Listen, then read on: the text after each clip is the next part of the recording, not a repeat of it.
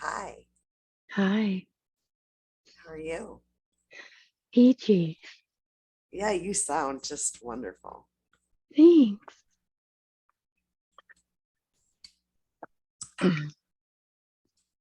It's actually in part because of this story, and I think in part because of the weather. Could be. Um, you have all of the smoke over there. We have it over here. Um, Yeah, and yeah. it's bad. I'm gonna tell you how bad it is. I got to work today for the little bit of time I was there. Um, and of course, it looked like I was driving to work in fog today. Like Mhm. there was like no escaping. And I get into work because I had to go down to medical. And as I'm walking, I'm like, oh my God, it looked as bad in the plant as it did outside. Oh, But it wow. but it's because we've got trucks coming in, doors like dock doors are open. Um, if it gets hot in there, some people will open doors to let fresh air in, which I don't think anybody was doing today.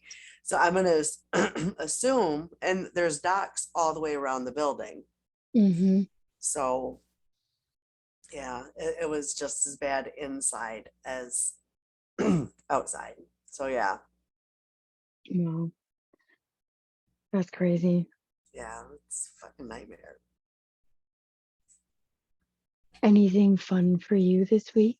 Not fun, not by a fucking long shot. I'm sorry.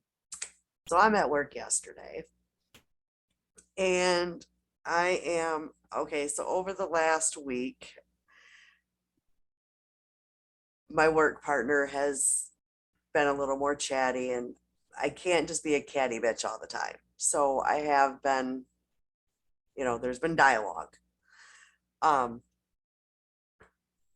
so yesterday I'm like, oh, my chest feels like someone's sitting on it, like very, very heavy. And it went away.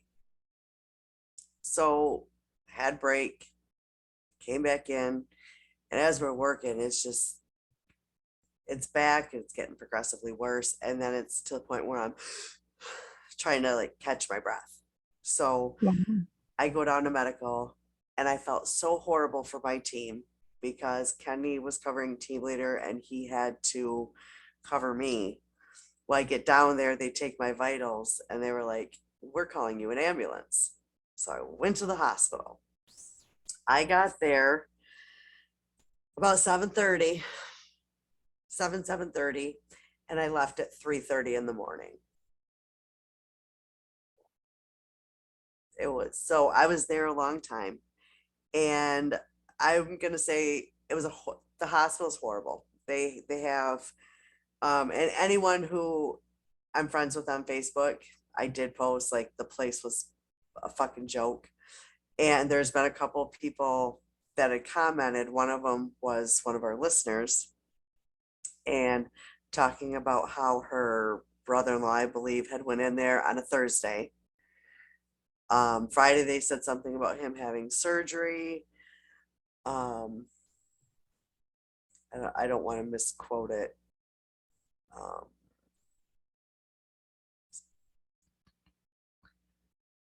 Um, Friday they told us he needed another surgery. The doctor disappeared. By Friday night, they literally told him he was awake and alert. They were shutting off the meds, keeping him alive. Pulled the plug in front of his mother with no warning, told us to remember the good times, and walked out of the room. By 6 a.m. Saturday, he was gone. Yeah, I read that.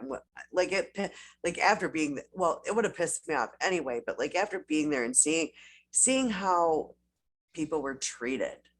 Like, I don't know how this hospital is even in operation. They're fucking awful. Awful. Um, yeah, it was terrible. So I'm being wheeled in on the stretcher. We're down this hallway, and I see a stretcher in the hallway. And it was a person who was covered up to here with a sheet. So you know what that means. And it was not an adult. yeah, it was, that was pretty hard to travel by. Um, there was a lady next to me that was, sh came in by herself and her girlfriend later showed up. Um, she was not feeling good and got sick on the floor. The girlfriend went and told someone, like, hey, she threw up. Nobody came out to clean it. Like, I sat there an hour before I finally went back to see a doctor, and it was still sitting there when I went back. Yeah, I felt terrible. Yeah, so that was my shit. I will say there was three pluses to that. First plus is because I traveled by ambulance, I didn't have my car. I was wondering about that. So um there's a lady I work, well, I don't work with her, but we work in the same place. Um she had brought Rachel. Rachel got my keys. They went back. Rachel got my car. She followed her back. Rachel dropped off my car and then yeah. Ah, So that was so so awesome. Thank you, Rachel. You Rachel and saved the day. Misha were lifesavers. Um and then Roy the whole night because we play Yahtzee and listen to music, like we take turns. Hmm. So he was sending me songs from Oh, his playlist. So he was like, it was like we were playing Yahtzee. I don't know. yeah, It was cute. that's cute. Yeah, it is. And then by the time I got out and got into town, McDonald's was serving breakfast. No, you were very happy to have your breakfast this morning Yeah. because I was still awake and I was talking. Yeah, Yes. so yeah. Yeah. It was not a fun time. And then I went to work today and I was told I could not be there. I had to be cleared by a cardiologist. And you know how it is with new doctors. It can take, well, if you're a new patient, it can take forever. And the one place I called was September before they could get me in. Yeah. So I called a couple other places and the lady was so great on the phone, like amazing. Um, and she said, I don't have one of those medical portals set up. I just never have. I don't know why. Um,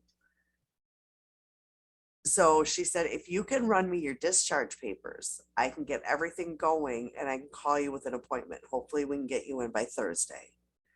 All right, an extra day off of work. Do I want it? No. I'd like to make some money Right. because I don't know if you know me, but I have a shopping problem. um, and like I dropped the papers off and got home 5 minutes later. She called. She was like, I do have a cancellation. I can get you in tomorrow at 4. So I'm gonna go to my appointment. If I get the okay, I'm going straight to work.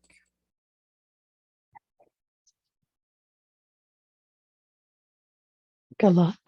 I hope everything turns out fine. Thank you. A little nervous about the stress test. Yeah, you I'm shouldn't out, be. I'm You're out, young. I'm out of shape. But I don't think you're as out of shape as you think you are. I mean, maybe. I mean, it's been a while, but I have had a stress test before, so at least now I know what I'm getting into. But I did all that pre-appointment paperwork while I was there. She was like, "You're here. We might as well do it." Okay. So the only thing I have to Okay. sign tomorrow is the paper for the stress test. Awesome. So yeah, Quick, easy, efficient. Dang. yeah. Quick This job. and this lady and I, she was like, "I'm like 2 months younger than you, Rat." Um, but yeah, we talked for probably another 20 minutes. She's talking about kids and grandkids and mine my kids can be pains in the asses, but it's because they have my DNA. Um, but who Like she's already said her daughter and the one stepson are out of the will. Yeah. So yeah. What about That's you? crazy. Anything fun for you? Yesterday, Marcelo and I went and made clay, mud at the library. Ooh, That was interesting. He made his with another boy, with adult supervision, kind of here and there. And his turned out really soft and fluffy and great. It had sand in it, and you wouldn't even realize it. Um, and then I made one because there was a bowl left over that, didn't get used. And I was like, all right, hey, why not? So, I made up a red, and it did not turn out the same. you didn't have adult supervision. I didn't.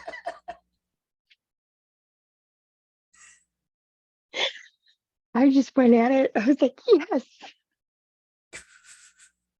That would be fun. That does sound like fun. And I gotta tell you, when you poloed me earlier, I love his haircut. Oh, thanks. Like he just He, looks so handsome. yeah, he really wanted a mohawk. And so I had taken him like the day after the last day of school or something like that. The day before he went and saw his dad. And so, yeah, he got to get a mohawk, and the hairdresser did it in such a way that when it starts to grow out towards the end of summer, then it'll be able to transition into a nice school haircut. Nice. It looks really good. It like suits him very well. Just wanted to Yeah. say that. Like he looks adorable. Thanks. Yeah. Tomorrow we are going back to the library for a animatronic dinosaur and puppet show. Oh my God. Yeah. That would be awesome. Yep. It, And actually my niece is spending the night because she wants to go too. I was like, hey, no problem. I would love to. Like that would be fucking amazing. Yep. So And so I'll take pictures of that and make sure that I post those too. yes, yes. Speaking of because we brought it up last week and there was a Mhm. couple or a comment on the video on YouTube. Um, Tammy, because Tammy's originally from Saginaw, Mhm. and she talked about the Castle Library, which is the Hoyt Library, highly, highly haunted building. Um, I didn't go there really to check out books, but my mom was into genealogy, so we were there a lot because that's like the big library. I was gonna say hospital. um, like they've got a genealogy department That's at awesome. that library. And she also brought up Button Fish, which was my home library. I just lived a couple blocks away and walked there all the time. That's awesome. When mom and I were there on vacation, when I would take her to dialysis, we would actually pass the castle library, and we got to go to the museum that is over there, and she Yes. loved that. That museum So, is awesome. That yeah. museum also has a book about like the history of Saginaw that my Hmm. mom actually submitted pictures, and some of her pictures were used in the book. Oh, And awesome. she has like a mention in the book. It's cool. Oh, that's so cool. Um, I used to have the book. Don't know where it's at. Unfortunate, but it happens. Yeah. I mean, I could get another one. I Yeah. think that one was signed by the author, but Um, that's a bummer. You can always have your mom sign it though. I can't.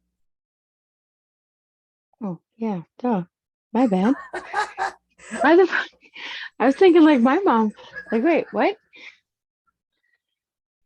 Yep, my memory's terrible. I'm sorry. That's okay. Like, well, I mean, maybe it was some automatic writing. Maybe. There you go. I mean, didn't Kelly teach you how to do that? Yeah, yeah, yeah. And I really need to. I laughed so hard I knocked you over. That was pretty good though. Sorry. Um, See, Yeah, this is what I mean though. I totally put my foot in my mouth. Like, you know, shit happens. Someone else did that not too long ago, and I was like, yeah.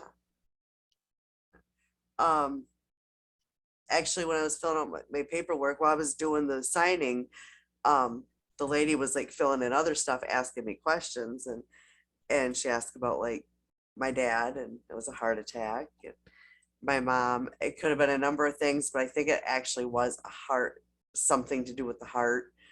Um, and she was like, "Wow, you kids just gave both your parents heart attacks." Like she made a joke about it, and I laughed because she's probably not wrong. very true, very true. Yeah. And the doctor last night at the hospital accused me of being an arsonist. So, What? Good Lord, woman, were you smoking in the bathroom? no, well, because I had brought up, because he was asking, because I brought up that I had quit smoking. He said, "Okay, tell me about that." So, well, not currently. I'm trying. I'm not there yet, but I've cut way, way back. Yeah, you have. Um, like I've a pack of cigarettes now is lasting me. I opened a pack Thursday and I smoked the last one today. Wow. So, and that's even like Rachel and I will have a couple cigarettes together. So Hmm. that's even Rachel having some out of the pack. So it's not just me, and it's still lasting me all that time. So win. Good Um, job. but I told him like when I quit smoking, it was because we had lost our house in a fire, and I was like highly stressed, like figuring out where everybody was going to stay, finding a new place to live. Um, I was highly stressed. I thought if I can quit now, I'm golden. And I was until we had a fire at work. And then it smelled just like my house and it set me off and I started smoking again. Yeah, that's a bummer. What about this weekend? You got anything other than work? Anything fun going on? I kind of made a friend. Yay. Yeah, she invited me to lunch on Sunday to like get coffee and chat. Oh, how fun. Yeah, I'm excited. Yeah. It's the woman that I made the necklace for. Oh, okay. Um, she does a lot of hiking to like waterfalls and different state parks and stuff like that. And I'm always walking all over the place. In fact, I had poloed you earlier, and the kids and I had gone on a walk down the road, and so yeah. Awesome. Uh, I don't know. I think it could be good. Yeah. That sounds fun. Yeah, I haven't had like a friend that lives near me in a really long time. Yeah.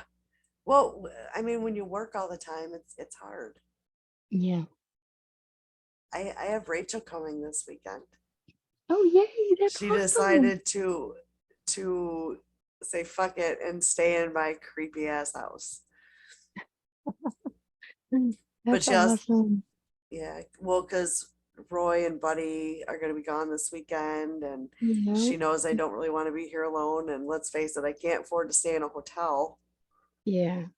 And that's a dicey situation, anyways. Right? I Because mean, that could the be one just as time fucking haunted. we'll see, and that's just it. Ours was. Yeah. When we were there with mom, it was. And then we ended up at the nurses like station on the other side. It's like, holy crap, man. Yeah. So yeah. We should get into the story though. I got one more quick story because Okay. okay. And I told you about it. Oh, yep. The gift. Okay. So I had ordered Roy a Father's Day gift. Hmm. And I love to give gifts. And what it is, it's he partakes in some herb things, and it's like he's got like the one hitter. So it's like a all in one. You flip it, and the lighter's connected. And he doesn't like there's a little flap, and he could just put it in his pocket. Well, it was supposed Demo. to, yeah, It's like this, and you can go, whoop, yep, and then you can light it. and Ex- then hit it. yep, exactly. So it was supposed to be here the Wednesday before Father's Day, and it wasn't.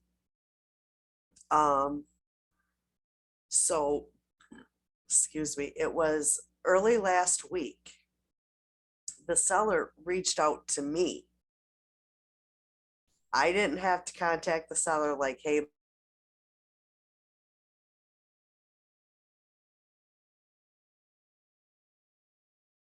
I do want to shout what the oh God. July 11th and 12th is Prime Day. Did I Um, freeze? y- yeah, you did. Son of a whore. That's why I zoomed in on you. Son of a bitch. Okay, it was I I don't know what you heard. The seller reached out. You didn't Yes. have to reach out to them, and that's Yep. where I lost you. We'll see. I don't know. I don't know. So anyway, the seller was BH Body, capital B, capital H Body. They reached out to me and were apologizing that it had not been delivered yet.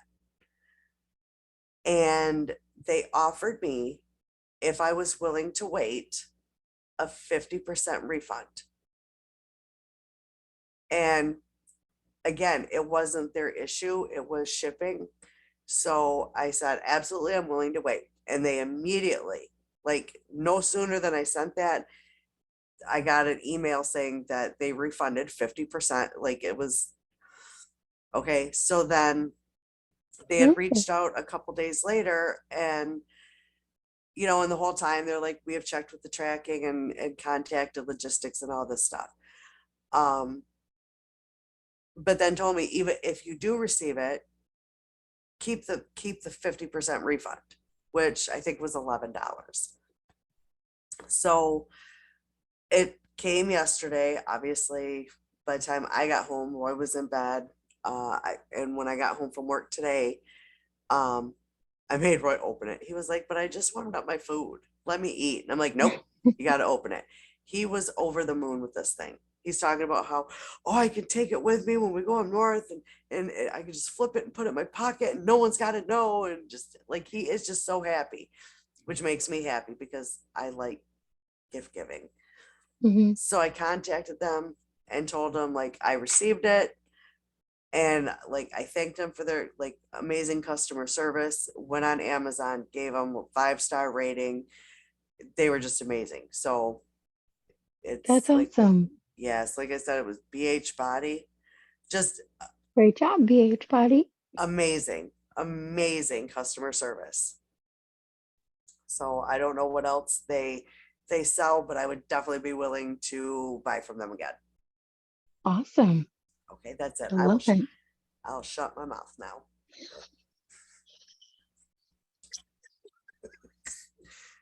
I mean, I'm gonna try. This story that I have is probably gonna make your jaw drop. But not in a good way. So I'm gonna give a content warning.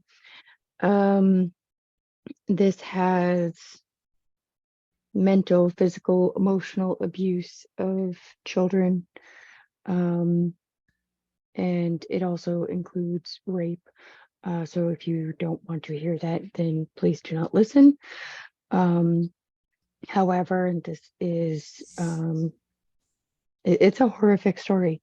It really is. And as I said earlier, part of the reason I think that I lost my voice was because this story was so horrific that in the researching of it, I would frequently have to take breaks and I would go do walks on the gaming floor. But while I was out there, I was telling different people about different parts that I was reading because I had to get it out.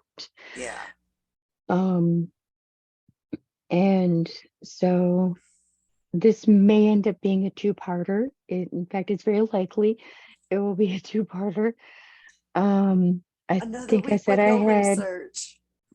I think I have like 18 pages of written notes. I have things earmarked as well. Um, So yeah. Now, if you want to tell your sources now, you don't have to worry about sending it to me later. Oh, okay. So one of my main source was this book, The Dozer School for Boys by Elizabeth A. Murray with a PhD. Forensic Survivors and Painful Past. This kind of goes from the very beginning to as much forward or as far as they could possibly take it at the time. And then I have this book, We Carry Their Bones, The Search for Justice at the Dozer School for Boys by Erin Kimmerly. And on that note, grab a drink, take a pause, go to the bathroom, whatever you need to do, come back, have a seat, and buckle up because it's a hell of a ride. Yeah.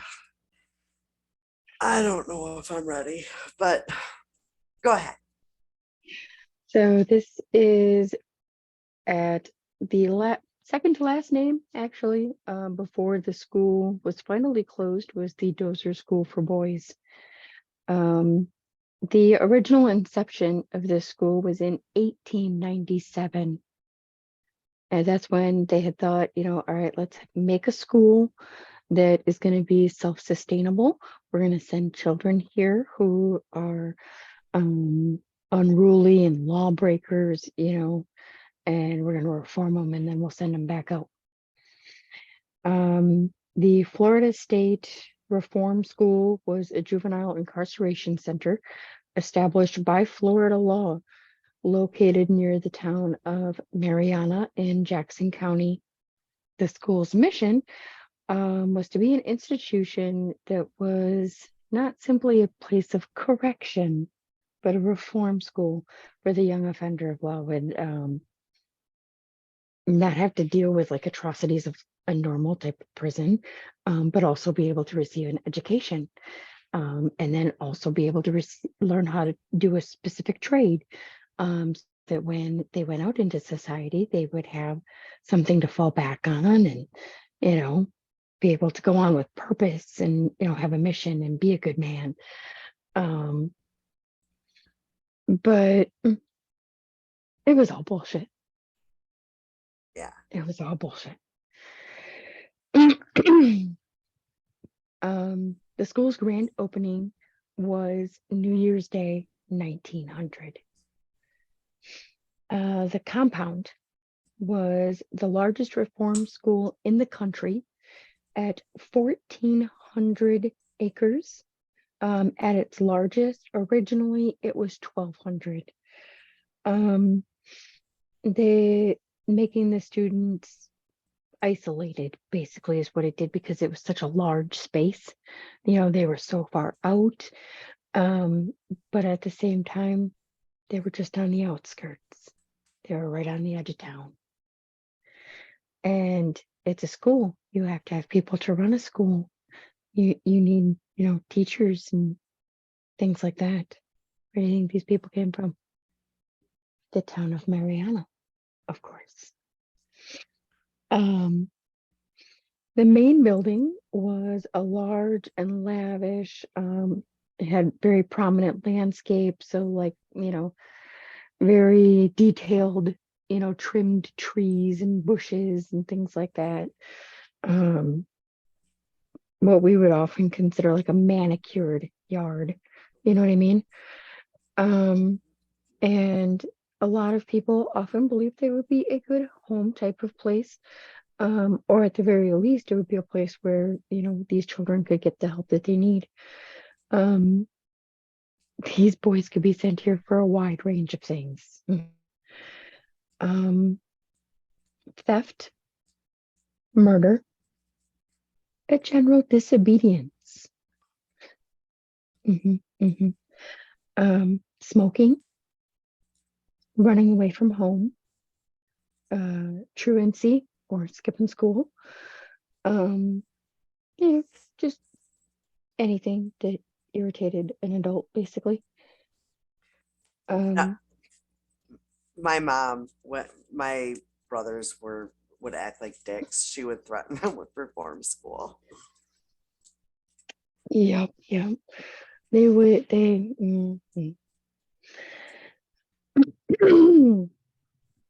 um, so typically the majority of the students were from well less off families, as things usually are. The unruly kids are usually the ones that aren't as well looked after, or don't have the best of things or the easiest of time in life. um and who's to say that in some cases stuff wasn't made up because parents knew that they couldn't take care of kids. In some of the cases for these boys, they had 7 siblings, 8 siblings, 11, you know.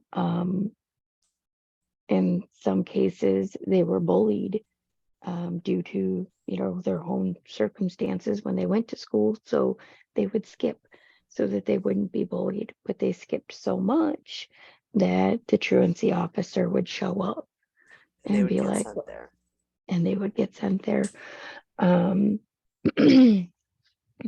but I'll get into more of that. Um, During this time, it was around the time of the Great Depression, or like the just before, and things like that. This is a time where children were going to school without shoes, things like that. Um, but the school's original main building was beautiful and white. It set up on a hill, nestled in farmland, and it looked real pretty all of the time.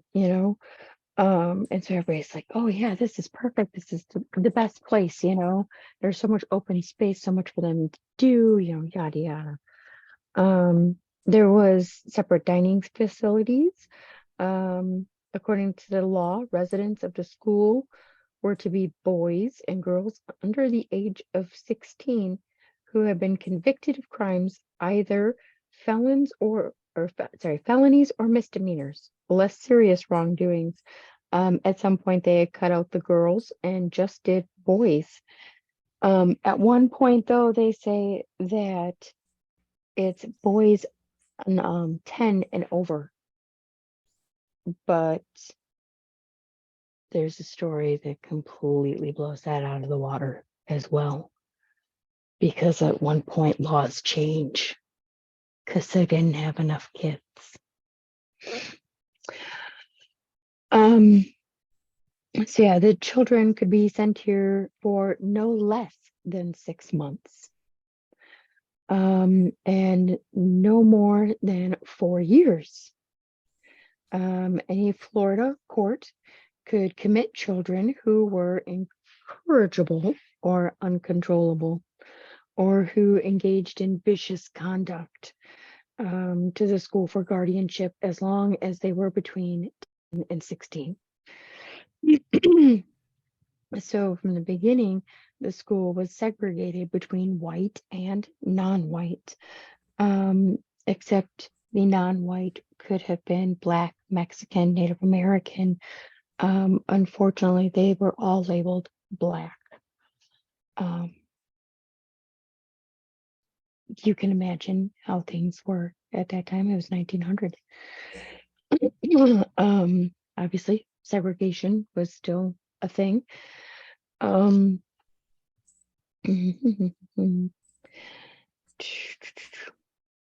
but yeah, sometimes Hispanics could be seen as white, by one staff person, and then another one would come in, say 5 years later, and be like, "Oh no, this one's actually not. They're over here with the blacks," and so records would constantly be getting changed, which could kind of cause an issue for paperwork and things like that. Um, so the law said that there shall be two separate buildings, not nearer than 1/4 mile to each other, and that they shall not be in any manner associated together or worked together. So in other words, the whites and the blacks were not allowed to associate. They were not allowed to work together or sleep in the same areas. They were not allowed to eat in the same cafeterias. They could do the same work, just not in the same space at the same Yep. time as well. And so because of that, they actually had the block system where one day would be this group and one day would be this group.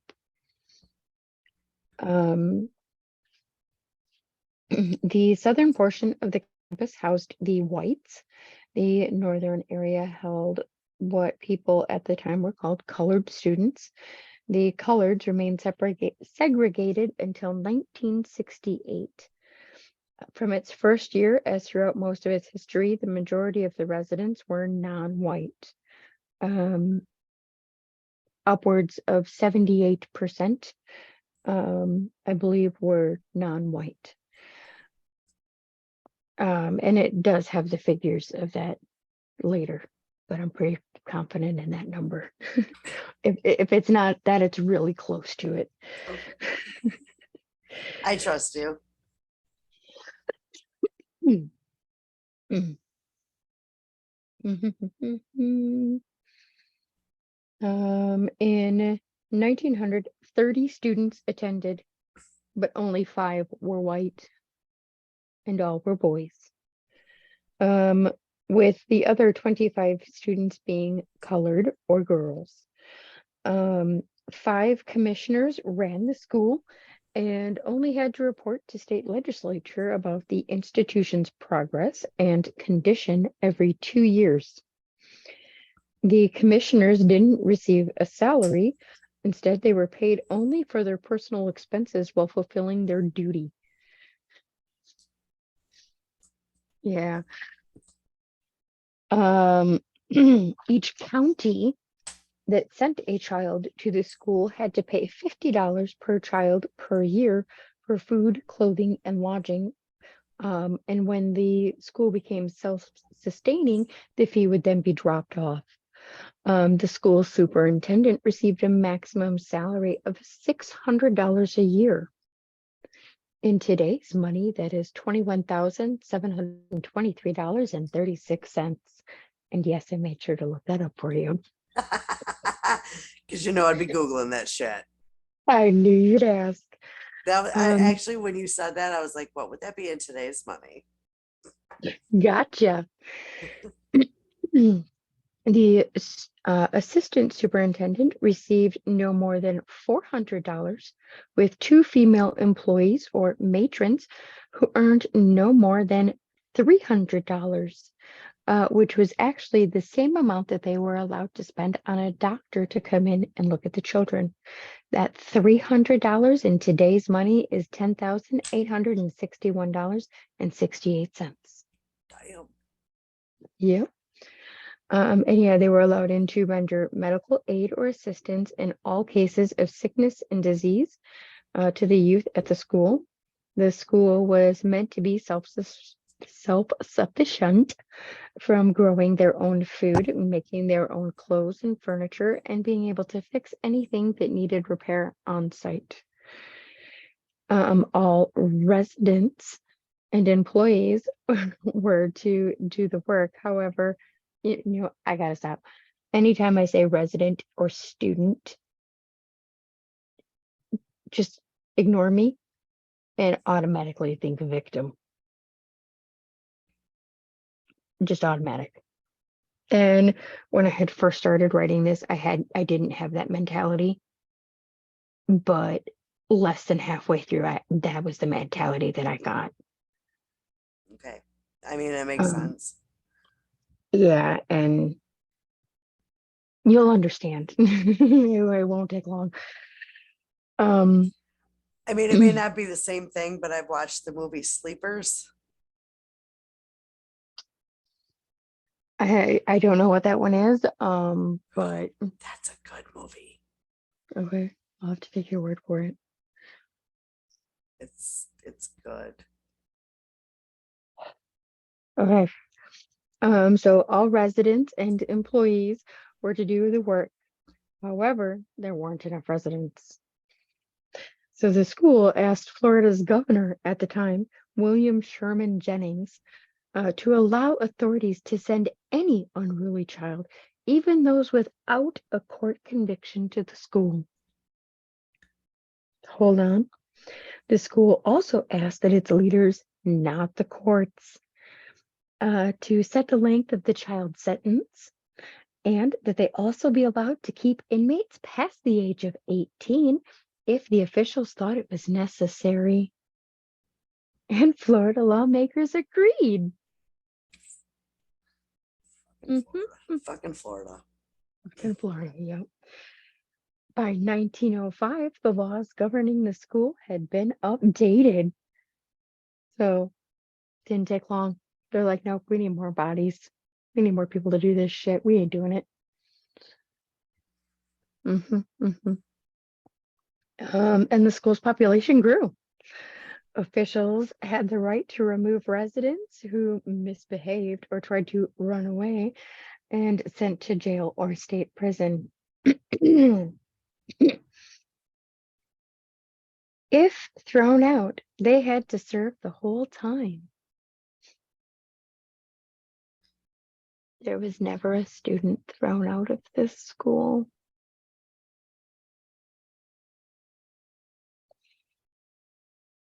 Time at the school did not count toward their sentence. No blind, deaf, mute, or insane could be sent to the school. That doesn't mean they didn't have disabled people, because they did. It was just those specific ones that they couldn't have. They also had the right to refuse any child from entering if they thought that they would be too hard to manage. To my knowledge, or through the research, there was no child that was denied. Shortly after the school opened, inspectors reported serious problems with the care provided to the residents. In 1903, before the law change, an inspection revealed children as young as 6 years old chained with leg restraints in shackles. It was just, oh, okay, carry on. In 1909, they found not a single desk in the entire facility. But this is supposed to be a school. They're supposed to be teaching students. Because at this point in time, majority don't know how to read or write.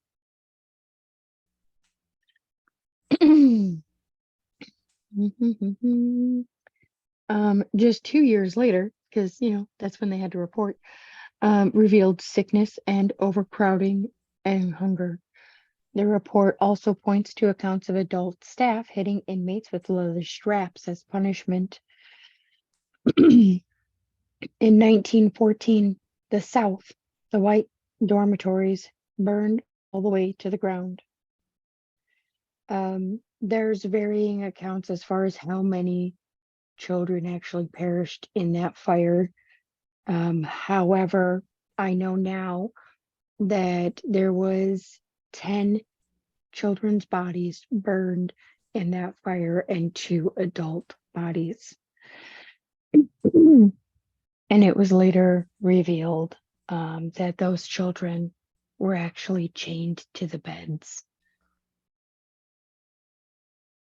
Yes.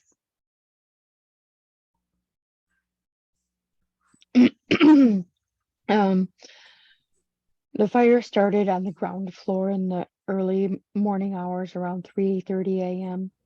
About 100 boys and several employees were asleep on the 3rd floor of the building. They quickly realized that they were trapped as the upstairs fire escape doors were locked and flames crawled up the main stairway. As the building's wooden floors had recently been painted with an oil-based paint, many of the residents ran to alternate stairwells to escape. One boy and 2 employees also fell through the floor near the fire escape when the floor had caved in. They say others died elsewhere, but that's not the case. So the bodies were recovered from the fire's residue and buried in what is called the Boot Hill, or what's called Boot Hill. It's the school's cemetery. Because every school needs a cemetery.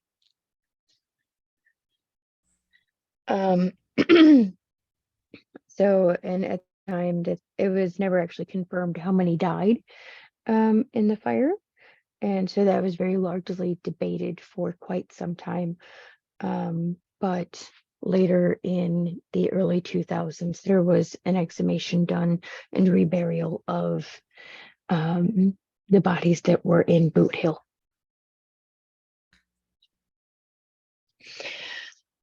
The superintendent was a young man who often, or many thought was unfit, went to town of Mariana for the night with several other employees for some entertainment. And after the investigation determined if the adults had been there that night, the tragedy might not have happened, which it's possible. I don't know. Who knows? They probably just would have let it burn. The school's main office was in the dormitory, and now 14 years of records were destroyed. The superintendent was fired. The school rebuilt the White Housing Unit, choosing smaller cottages for fewer inmates so that escape in case of a fire would be easier. However, these colored students remained in a large building with no fire escape.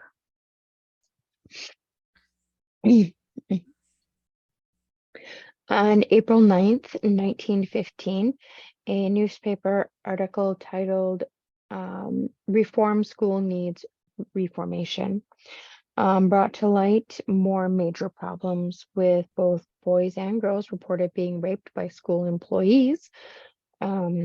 Some had even contracted incurable filthy diseases, presumably STDs.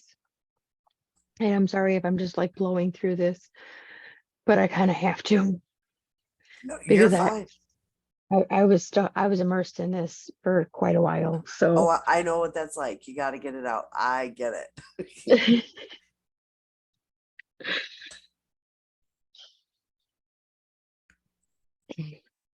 oh, I gotta get a cough drop. You're fine. Mini break. Yeah, like as you're saying this stuff, it really does remind me of the movie Sleepers. It Yeah.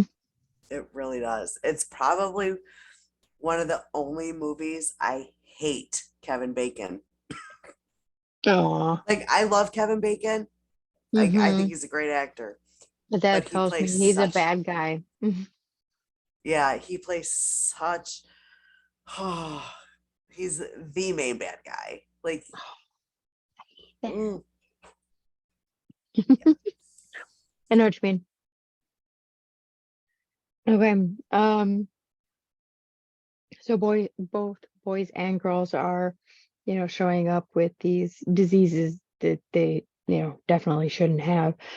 Boys are claiming to be sent to other farms to work rather than being at the school where they're supposed to be doing the work for the school to sustain the school. The author also says that the school and its residents, that they are all improperly clothed and taught almost nothing, and that filth and ignorance prevails. That for a long time, the institution has done practically nothing to reform and everything to degrade.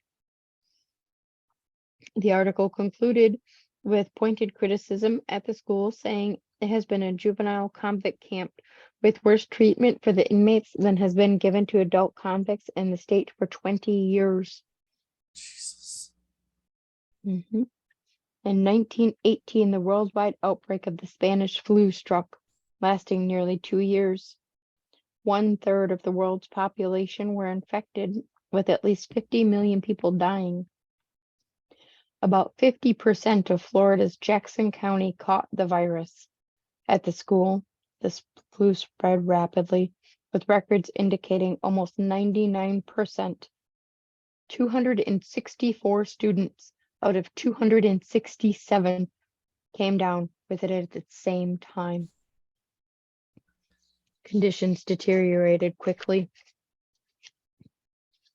For example, when the school's engineer and his students became too ill to get out of bed and manage the power system so that the school could stay running, they lost lighting and the power to run the water pumps. Well, without working water pumps, the You have no school had water. very limited water. They could not remove their own sewage. The first person to die of the flu at the school was a Black female employee, but the staff members were so sick that they couldn't immediately prepare her grave, and so she was not buried for about a day and a half after she had passed. Mm. The flu took the lives of 11 boys. The doctor who visited the school reported gruesome conditions. By 1919, the public outcry demanded that the school be shut down until it could be brought back into safer conditions. In 1921, the much-needed changes were falling into place at the school. There were new teachers, a new plan, the name change had already been in place, and it's now the Florida Industrial School for Boys. New buildings were constructed and claims of it becoming what it was intended to be. However, by the mid-1920s, the school's population grew to 300, at twice the number it was intended to house. Overcrowding was again a problem, and the mistreatment of children resumed as well. By chains around their ankles, in 1941, a boy's mother publicly accused the school of abuse, reporting that school officials had beaten her boy bloody with a 3-inch thick board. School officials countered that the boy had earned the beating, which they described as a spanking only. The superintendent also responded to allegations of abuse by having the governor of Florida, who was a former school teacher at this school, provide a personal endorsement for school paddling as an acceptable form of discipline. Around the same time, Arthur G. Dozier was moving up the ranks. And this is where we're going to pause and read a couple of things from the book. Okay. So, what they're referring to as spanking being legal is a part of corporal punishment. Did you know that corporal punishment is actually still alive today? Mm-hmm. Yeah, it's rather disgusting. It is. So here's a little excerpt about corporal punishment. For those of you who don't know what the fuck I'm talking about. Corporal punishment is a form of discipline in which one person causes bodily trauma and pain to another person. In the United States and many other parts of the world, corporal punishment was common during the centuries of slavery. It was also common in schools and in some families. In many U.S. schools, a teacher used a flexible wooden rod called a switch, both to point at things on the blackboard and to spank students. The switch was usually made of birch, cane, such as sugarcane, hazel, hickory, or willow. To spank a student, the teacher would place the child on his or her lap to receive the blows on the backside. In other cases, the teacher would strike the child's palms. Paddles with the handle eventually replaced switches for school spankings in the principal's office. There, a student would lean over a desk or a chair to receive the punishment. In 1867, New Jersey became the first state to outlaw corporal punishment in schools. 1867. They knew back then it was wrong. And yet it is still alive and on the books today.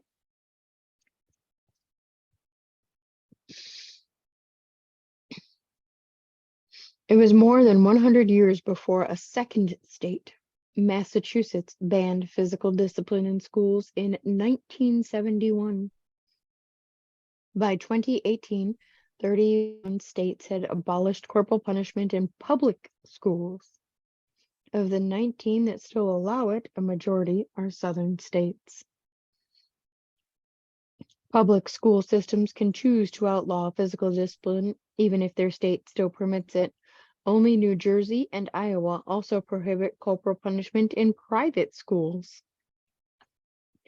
Research collected by the U.S. Department of Education indicated that in the 2013 to 2014 school year, the most recent for which the data was available, 110,000 students received corporal punishment in K through 12 schools. That's way too many. Mhm. There should be zero. Zero. Studies indicate that males are more than 3 times more likely than females to be physically disciplined.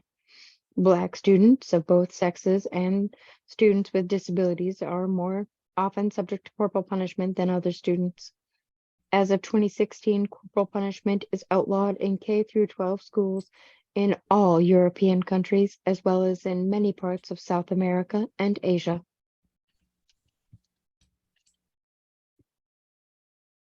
And sending any of my kids to private school. Well, sorry. So yeah, I thought that was rather interesting. I did not know that it was still allowed today. I was like, holy crap, how is this possible? Yeah, it's. Hmm. I'm gonna Sorry. mute myself for a second and I'm gonna crunch the hell out of this cough drop. Okay, I am on a little personal tropical vacation right now. Hey, weird question. Do your ears itch? No, You haven't gotten that one yet? no, Apparently, that's a weird menopausal thing. Your ears itch. no. Like Okay. even my legs get hot. It's fucking nightmare.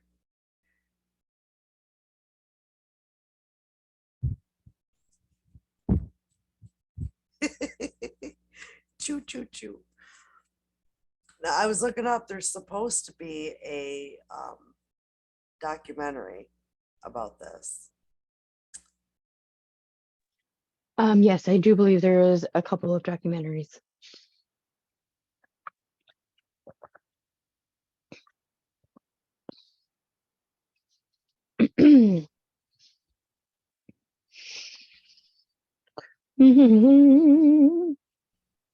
Okay, so Dozer.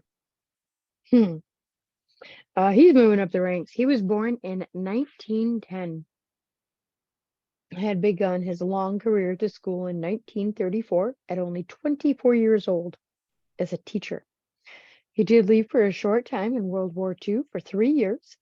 He returned to the school and became superintendent in 1946, making him 36 years old. Under Dozer's control, the population grew yet again to a staggering 900 students. Yeah, mind you, 150 is what they were supposed to house, considering 300 was twice as many. The school hired more staff, but not enough to actually govern that many children, of course. There were accounts of violence among students and teachers student against student and teacher versus student, along with frequent attempts at escape, which was met exceptionally harshly. Basically, if you got caught, by the staff of Dozer, you might want to consider yourself lucky. Um, you were taken to the White House. Because in some cases you didn't return, but you didn't go home.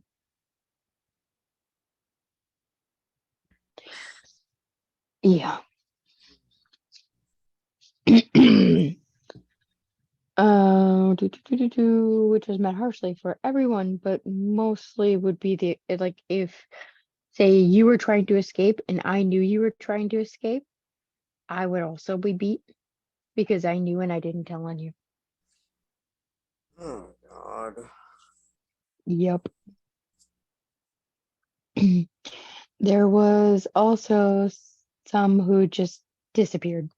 It's believed that they were beaten to death. Dozer returned in 1957 and the name was changed to the Florida School for Boys following his death in 1967. It was again renamed Arthur G. Dozer School for Boys to honor the former superintendent. Personally, I would tear that plaque down. Um,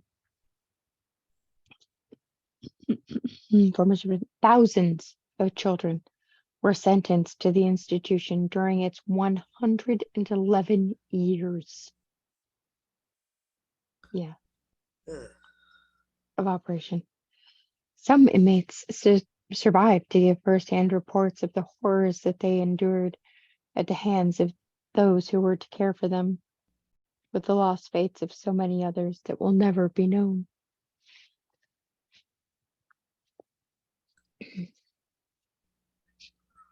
How long have I been going? I don't even know.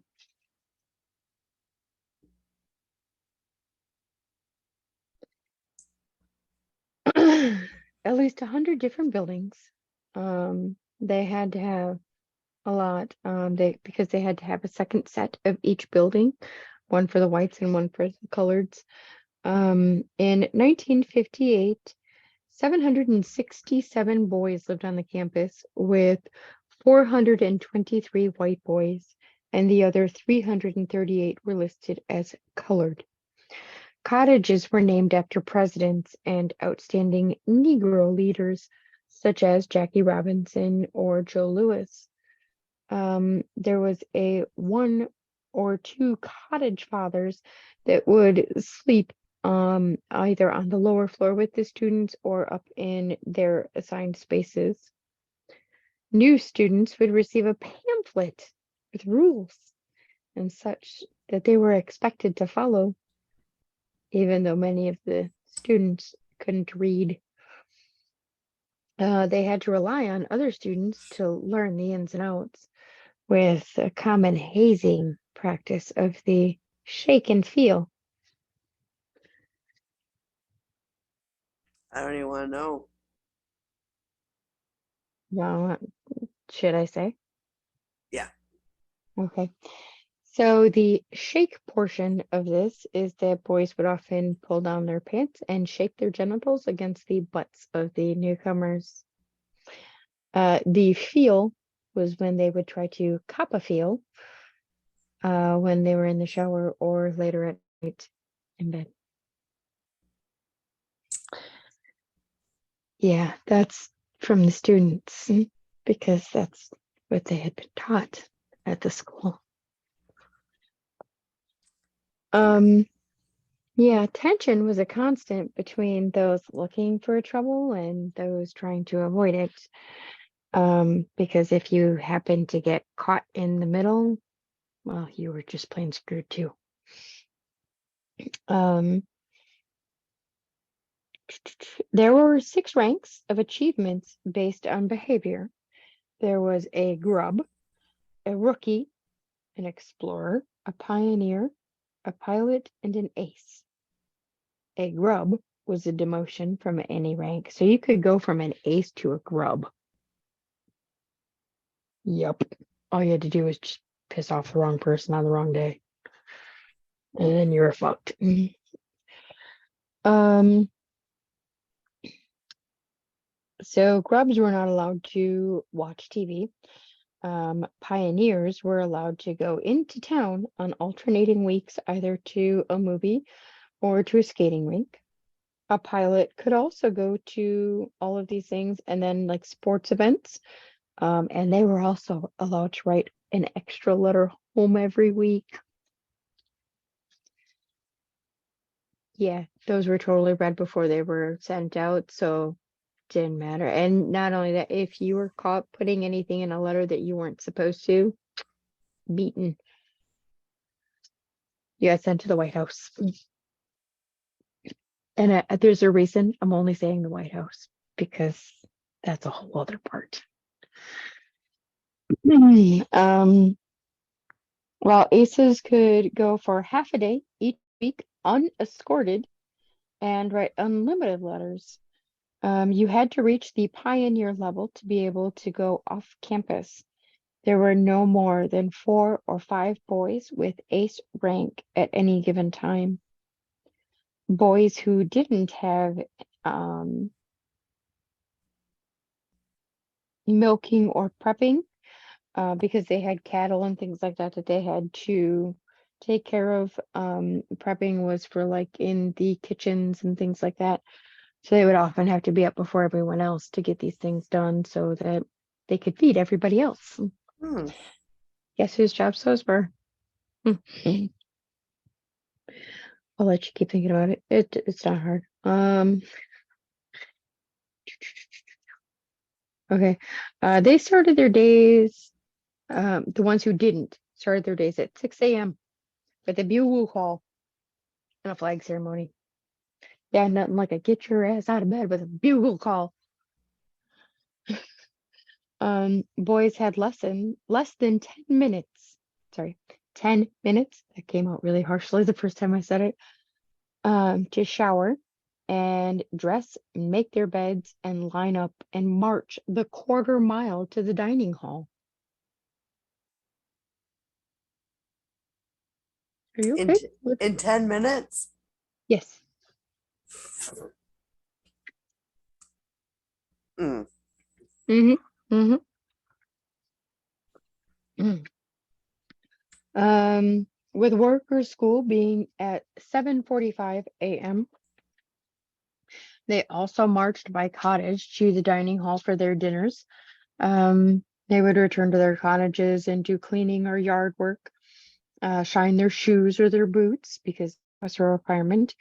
They also had to take care of their own clothing. So if there were any holes or buttons missing, then the kids were required to fix their own things.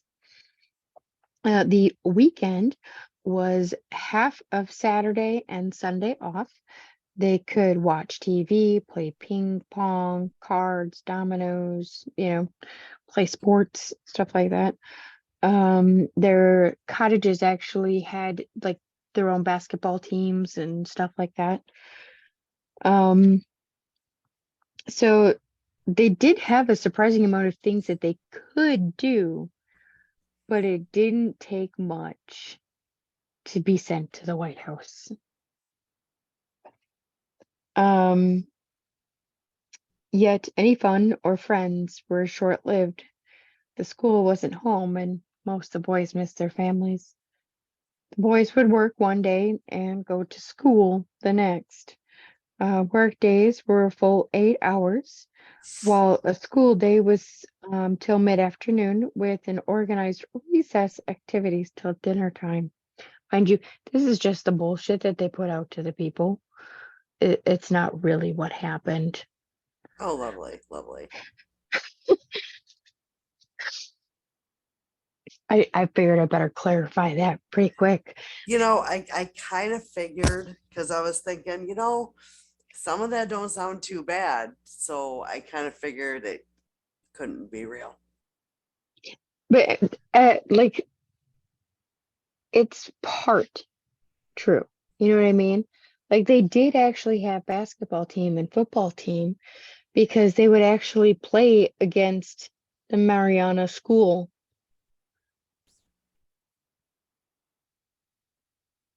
Like that's how much this town knew about this place. There's a whole lot more. Yeah, it's a whole fucking shady business, man. It really is. Like they had this stuff, but it was so much more. But they really didn't have the school. You can just no schooling, and they worked. Um, the black children often took care of the livestock. They had beef and dairy cows, pigs, chicken, an occasional bull. Um, while white children learned electronics and printing, machining, auto mechanics, things like that. Um, the general construction, agricultural, meat production, dairy labor, um, slave labor, basically, that Yeah. that was the colored students. The black students also slaughtered any of the livestock. They also plucked the chickens and butchered any animal carcasses, and produced its meat into bacon, ham, sausages. The students did all of this. No. Um, Mm-mm. yep. Some collected scraps from the dining hall to feed to the pigs. Um, this was not a good job to have. Um, it was a very terror-filled job because you never knew what you were going to find. For example, when Johnny Lee Gady had the job, he says he saw a human foot in the hog's slop pot. And he once saw a hand, which was likely taken by chainsaw. There's a story later for that one. In the trash pit. The trash pit was actually not very far from the cemetery, which I learned later. The school promised a good education to all of its students, yet investigations and testimonies from survivors show that white children received better training than blacks, with some saying they broke the educational promise. Former student Arthur Huntley arrived in 1959 at 12 years old. He doesn't remember taking any entrance test to determine where he might be, but knows he couldn't read or write. Arthur had an older brother, Willie Huntley, who had been there before him. He also had a younger brother named Richard Huntley, who happens to spell his differently. The mother was promised that they would be together and taken care of, since the two younger were sent after their father had passed. The family was in extreme poverty. The boys didn't have proper clothing for school, and they would often skip landing with the truancy officer at their door to take the boys to Dozer. There was no court proceeding. They were just taken by the officer.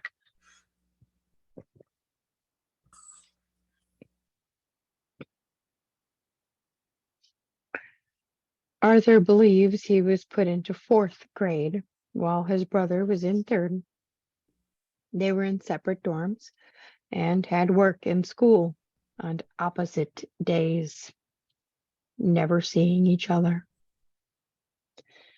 Johnny Gady, who was also there for truancy, spent 5 years at Dozer, from 11 to 16. His school records later indicate that he was there for 9 months. He was there for 5 years. That's a big discrepancy. Yeah, a little bit, a little bit. He remembers the poor attitude of teachers, saying one schoolmaster told him and another black student that when they left, they would surely mess up again. And the teacher said that since the boys were only being prepared for a future in prison, they really didn't need to learn much of anything.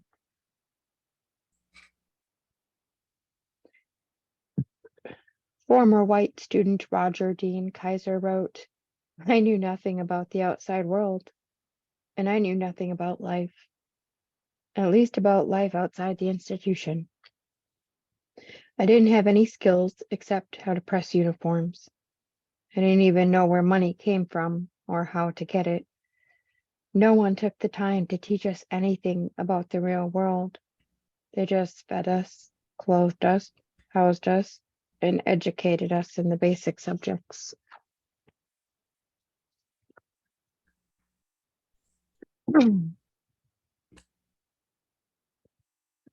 What's up?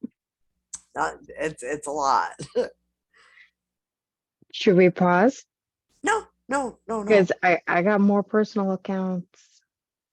You, however you're doing it. Well, I don't know how long we've been recording. Like, can you look and see? I actually was just trying, and I don't.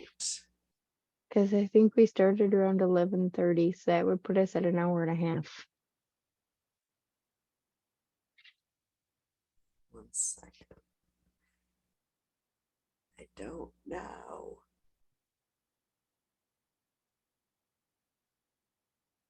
Because I'm trying to.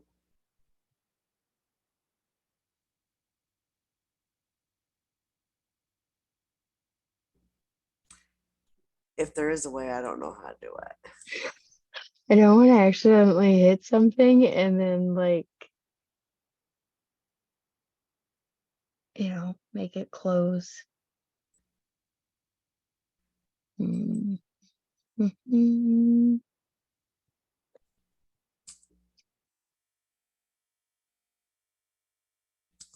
No, I don't. I don't know how long we've been recording. Okay. Um, well, I can read a couple. Well, I'll read this other account here, and then I've got this other one. And then I think after that, let me double check over here. I think this one was, yeah. That one's a shorter one. Okay. So a couple more parts for like stories. Mhm. And then we can pause and then we'll go into like what the town knew and stuff like that. We can pick up what the town knew on the next episode. Does that sound? Yeah, that's fine. Okay. Um, so this is Robert Straley. He was an only child. He grew up in a rural area outside of Tampa, Florida. From an early age, the boy felt his mother's resentment towards him, especially when she would show him the scar on her belly from his cesarean birth. Um, and you all know what the heck it is. If you don't, Google it. She told Straley that he had ruined her figure and forever ended her possibility of an acting career. His mother also displayed sudden outbursts of hostility and other irrational behaviors that left him wondering what he had done to upset her and why she treated him so badly. Straley's father was a truck driver who was gone for much of the time. The boy was sure his father traveled to get away from his wife's domination and rage. One night, when Straley and his mother were home alone, she woke her son with a pistol in hand, saying someone was trying to break in. He then watched as she opened the front door, shot a man on the porch, closed the door, and returned to bed. The next day, the police found the man dead, just a short distance from the Straley home. Straley began to run away from home to escape his mother's unpredictability and verbal abuse.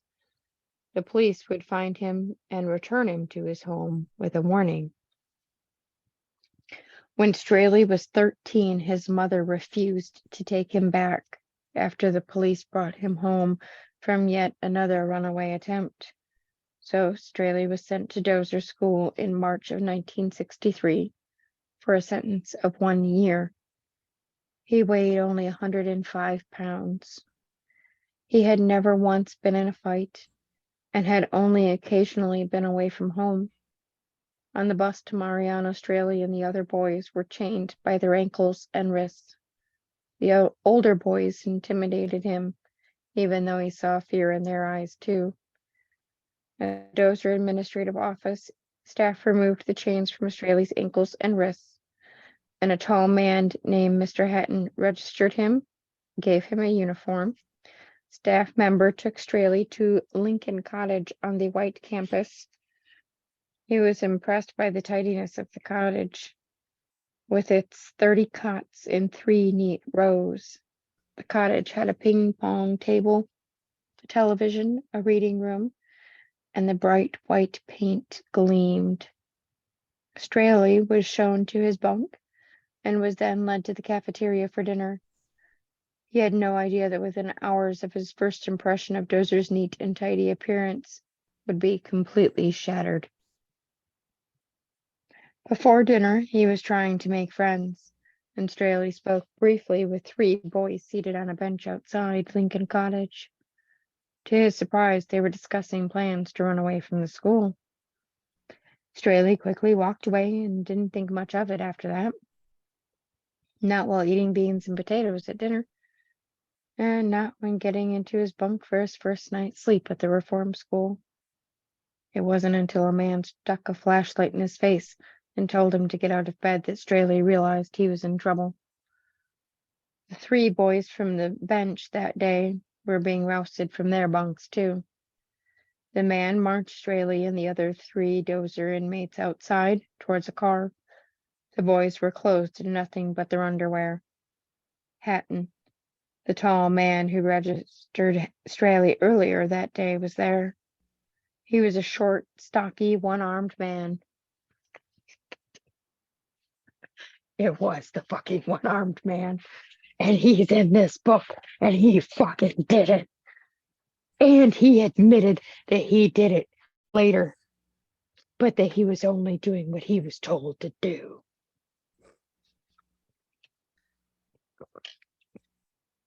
Fucking found the one-armed man. He was in Florida in 1963. Are you okay? Mhm. What's up? I don't know if someone's out there or I'm just hearing shit. You're probably hearing shit. No, it must have been my son. Because I just Oh, heard him okay. walking up the stairs. All right. Um, um, short, stocky, one-armed man and Mr. Tidwell. As the men pushed Straley into the car, he told them that he was not planning to run away with the others. The one-armed man jerked him out of the vehicle and barked into his face that he was not to speak unless spoken to first.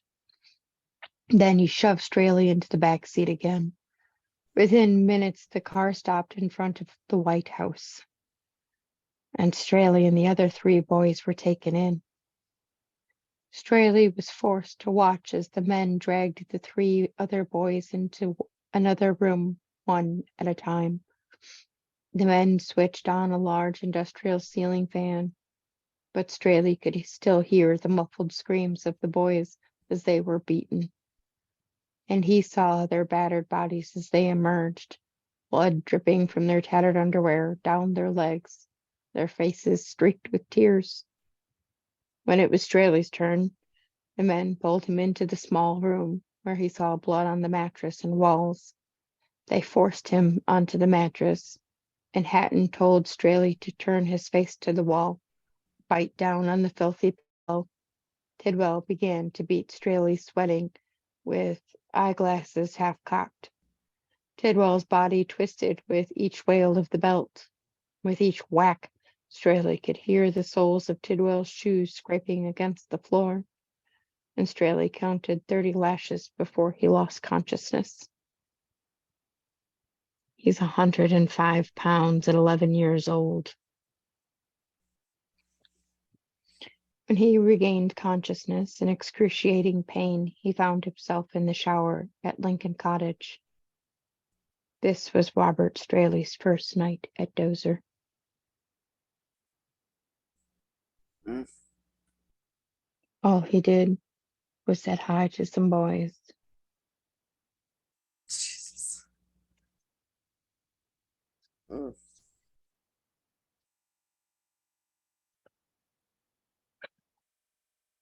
that's rough stuff. Yeah. That's why I said I wanted to make sure we put a warning on this one. On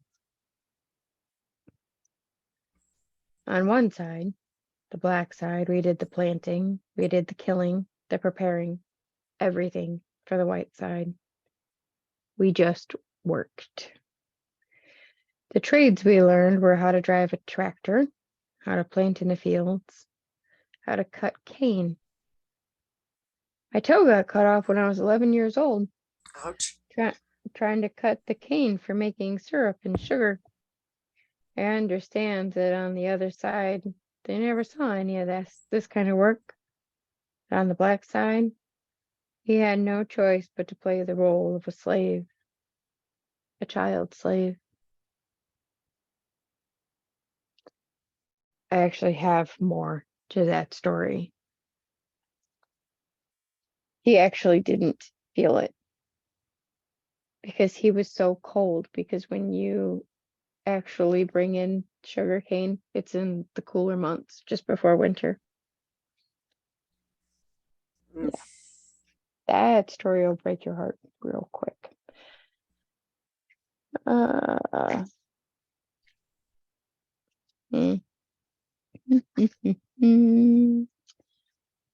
And I think this takes me, yep, that takes me there. So then I have to come over here.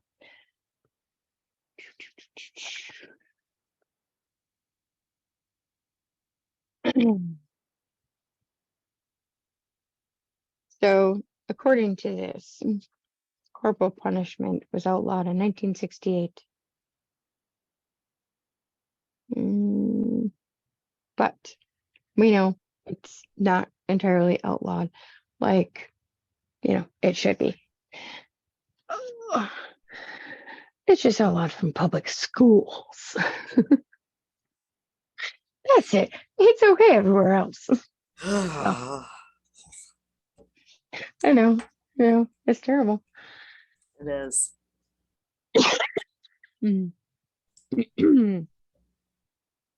Okay. In 1964, a reporter of the Miami Herald visited Dozer and quickly heard about the White House. It's not on the tour, by the way, wrote reporter Joy Reese Shaw, hinting at the secrecy. Nobody likes to talk about what goes on inside, and when they do, the sting of the whip seems to split through the words. A learning disabled Miami boy sent to the school for bicycle theft told Shaw that he had been whipped 7 times while serving his 11-month sentence. Mind you, that's just one whipping session. Each session consisted of many, many lashes.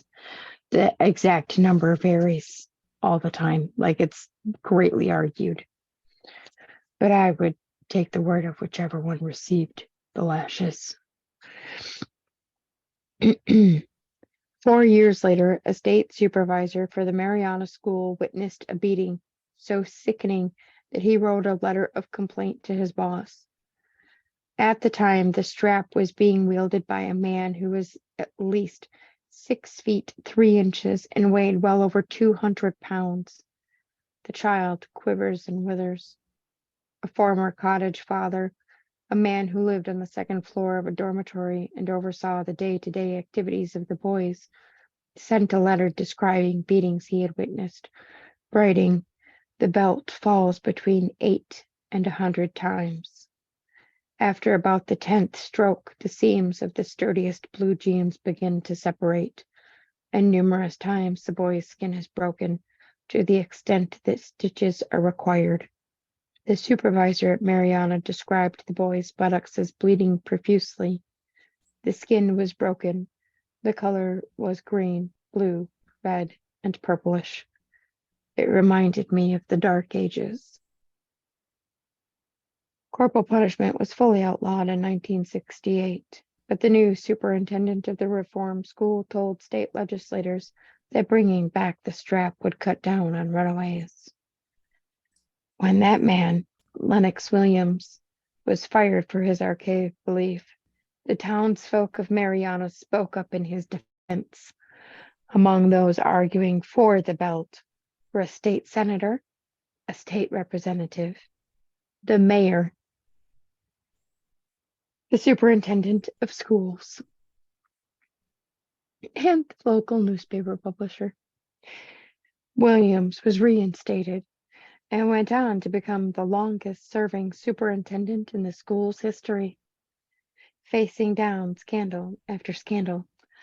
Superintendents like Williams ran the entire operation, answering discreetly to a board of managers who answered directly to the governor himself.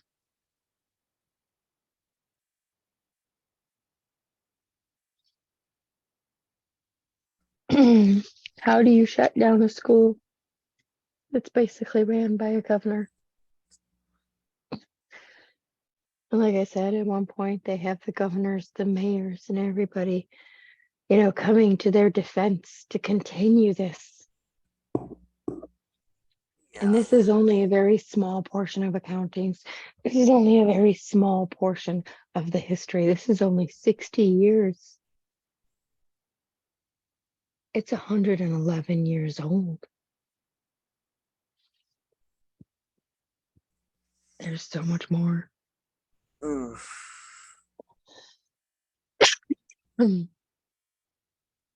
That's probably that for today. All right. That's an okay place to leave off.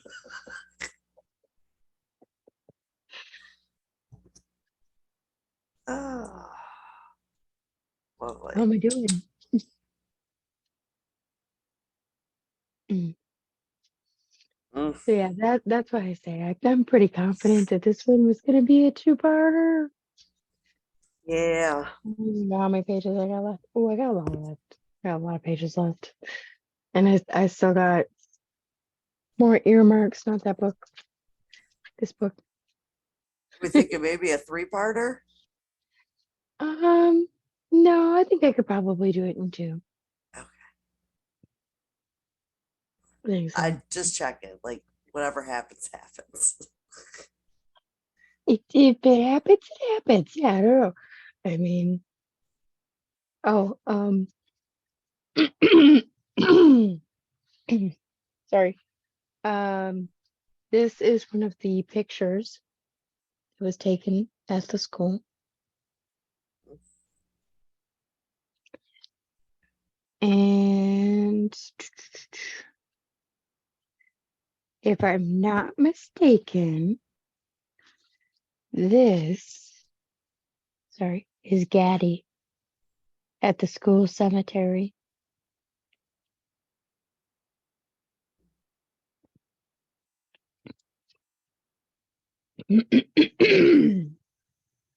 Sorry. And Yeah, it'll give you a very nice chance place. to rest your throat. Yeah, I was doing my best. I was doing my best. Ah, yeah. Yeah, that would definitely be a hard research. Um, like I said, the movie Sleepers, I know I keep bringing it up, but it really does sound an awful lot like that. And that It very well could be from one of the stories. it it claims to be a true story, but there's some last time I looked it up, there was like a thing saying like there was no record of the author because it was based on a book. Mhm. And there was no record of the author actually being there. But of Mm. course, records can be fucked with. So, Oh yes, oh yes. oh, And like in this case, they do have forensic teams that come in and things like that. I'm not going to give away any of the details of that, but I do have that forensic information here as well. So mm, yeah, I was really excited to hear that aspect of it, how the different teams had gone in, like state teams like FBI and all of that actually poured through these records and all of that kind of stuff. So mm. yeah, it's gone that far. Unfortunately, I will say that statute of limitations has run out, unfortunately. And to my knowledge, there was one survivor remaining at the time of the publishing of the one book who had come forward. Now that, well, for murder, there's no statute of limitations. So, But but at the same time, you have to know exactly who it was, where the body was to be able to prove it. If you don't have a body, there's no murder. wrong. Not in this case. Yeah, but I mean, yeah, you could. But in any case, all of the perpetrators are dead. Yeah. So the last perpetrator died in, I believe it was 2018. Wow. Mm-hmm. Mm. And that was the one-armed man.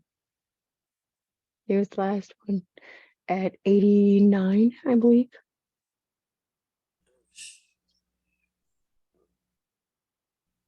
Yep.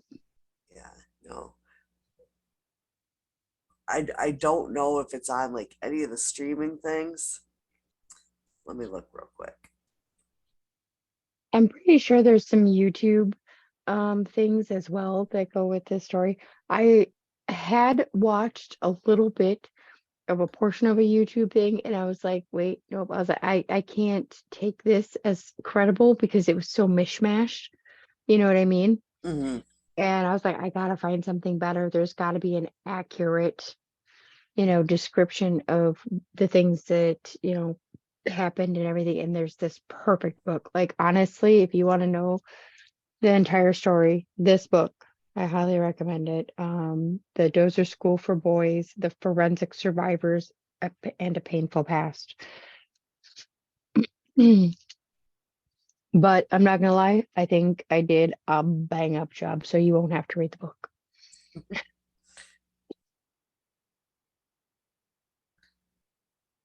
So yeah.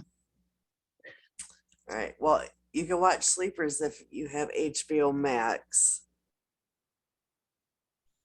Um, what's it? It's also on Amazon Prime. Yeah. Bummer, no Netflix. Nope, it's not on Netflix. That's all I got. HBO Max, Hulu, but that's with the Max subscription. So I guess if you have Max, like, and then Amazon Prime. Alright, It's a good good to movie. know. That'll be my recommendation for the week. Like if you're well, I don't want to say enjoying this story, but if I don't even know If how you to, would like to know more stories like this, yeah. Sleepers, it's got obviously Kevin Bacon. And you just fucking hate him in this movie. It's got Lost Boys dude. Jason Patrick. Is that his name? the dark-haired guy, Yeah. Michael. Yeah, Or no, Jason. Michael is wait, no, never mind. I'm getting my characters Yeah, mixed up now. I think his name is Jason Patrick. Brad Pitt. Um,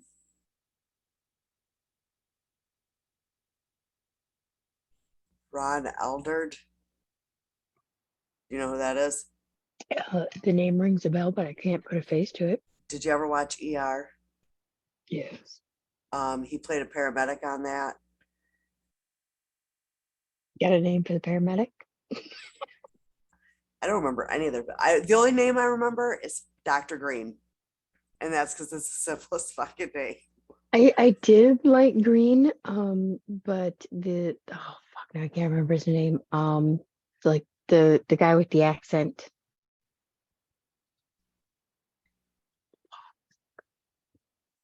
Oh, I know who you're talking about. He was also in Practical Magic. Yes, Okay. that guy. Yeah, I know who you're talking about. See, I yeah, that recognize guy. him more from, I mean, yeah. Well, I watched ER Hmm, first and then Practical Magic came out and I'm like, hey, that's that doctor. yeah, I can't think of his name. me either. I But mean, I haven't, damn, I didn't, the last couple years it was on, I didn't even watch it. And that's been off the air for what, close to 20 fucking years now. has it been that long? Oh my god. I don't know. Let's see. Hitting 40 is kind of sucked for me. Not gonna lie. Uh, it started in 94 and it ran for 15 seasons. So that would 15 have been years. Wow. 2000. Jesus. 2009 was the final episode. We're old. Yeah. Um, but We were he's born in the 1900s. right. Um, so yeah,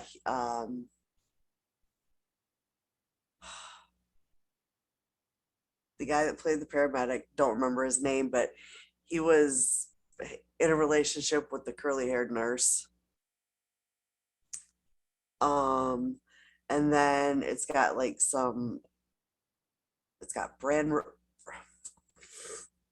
Brad Renfro. I don't know who that one is. You ever watch the movie The Client, I think so. where he hires Susan Sarandon as his lawyer? Oh, okay. Yeah. Yep, him, that kid. Yeah. Okay. Um, and I forgot the other kids, but like the younger stars in it are the child version of the adult, like Brad Pitt, Jason Patrick. Um, Gotcha. and they get in trouble and get sent to this home, and it takes place in like Hell's Kitchen, Hmm. Okay. and it's awful. Like the treatment, and then when they go out, they find a way to get revenge Hmm. Okay. because two of the four, two of them are criminals. One is a writer and writes for a newspaper, and the other one is a lawyer. Hmm. Okay. Ironically, a lot of these guys became kind of prominent in like child activists, just regular activists, child law, things like that. A lot of them went into areas of that field so they could potentially help the people like them, that need help. Yeah. Sorry, apparently my voice is like, you're done. I've turned into an old man who used to smoke a pack a day for 80 years. Yeah. Yep, been there. Yep. It's actually been, I should knock on wood, a long time since I've lost my voice.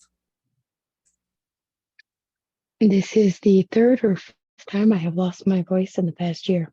Yeah. Yeah, it's been a few times. I would say at least the third, maybe the fourth. Yeah. Um, I think it's the third time this year alone because I lost it twice earlier this year. Yeah, I had it for a week and I lost it again. and it was I want to say like one of the last times I lost it. Like I always listen to music, and well, now I'm more of a audiobook podcast person, but I used to, like always. It didn't matter if I was going around the block. My radio was on, and was taking my daughter and her friend to school, and that song "Sweet Thing" by Keith Urban came on, and I was singing it. And I mean, I'm not a singer by any means. I mean, I will put on a concert in the car for you, but it's free, so you get what you pay for. Um, but I was singing that and my voice was just all crackly and horrible. And for years they made fun of me for that. It was Well, and ironically, when this happened the other night, I was making a call on the radio at work and it cracked. And it was so funny because I got done finishing the call and Super Ricky was like, oh. And ironically, I told him when I got there, I was like, dude, I was like, I feel like something's going on. I was like, I don't know if I'm gonna lose my voice or what. And then like 7 hours later, it happens. It cracks and boom, gone. factory reset. Yeah. I Yeah. don't know if it's a good thing or a bad thing, or if it's a sign from the cosmos that I need to shut the fuck up, or that I need to speak more. You know what? I probably get that sign a lot and I totally ignore it. And yet, my voice, I mean, like, I don't know, but I do use my voice for everything, Yeah. At work, I have the TikTok and then I have here. So I'm constantly talking. Yeah. And honestly, I don't know how I don't lose my voice more because I talk just for the sake of fucking talking. So does my son. Ironically, we were sitting down here playing Fortnite. And so my niece is over here, my son is right here, and I'm over here in the chair. She says something, he repeats it, and I was like, aren't you a great parrot? And she busts up laughing. She's like, he is though. I was like, I know. It was Yeah, hilarious. I it's just it's been one thing after fucking another this last week. So I had to message Dan. I had a Hmm. mechanic question because um Saturday my engine Roy had changed a filter in my car and then I had some running to do and then towards the tail end of my running I noticed that my engine light was on and I'm like oh, shit I wonder if he like did something. Well, you know how cars will like when you're at a stoplight it'll go in off mode as a gas saving feature. Nope. Okay, well, my car does that. Not all the time, just sometimes. And I fucking hate it. Because when I first got my car, I didn't know cars did that. I thought I kept stalling out and I didn't want to say anything because this was a new car to me. Hmm. So, like, it'll stop. And, like, I'm sure you've been at a stoplight and it sounds like someone's car next to you is starting when the light turns green.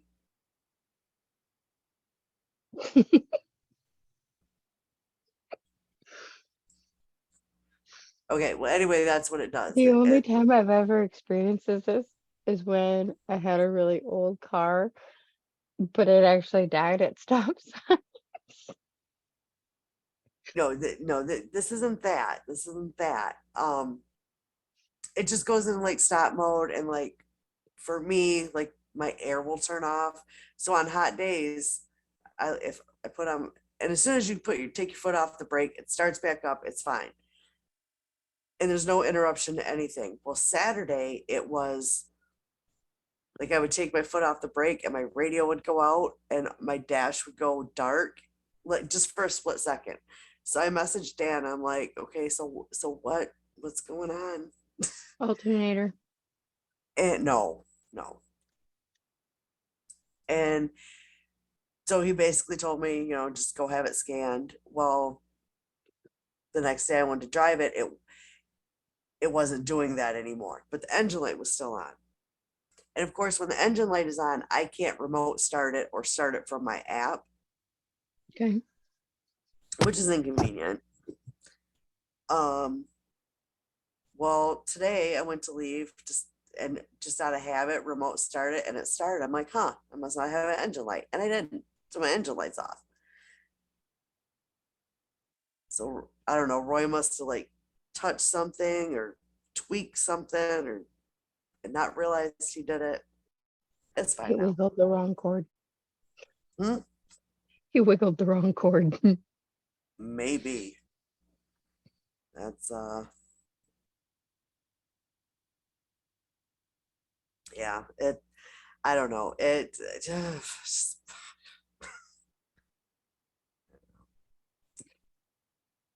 I got the stress test tomorrow. It's just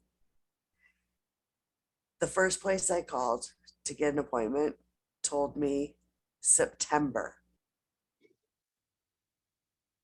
Yeah, that's That would not. be a nice ass vacation.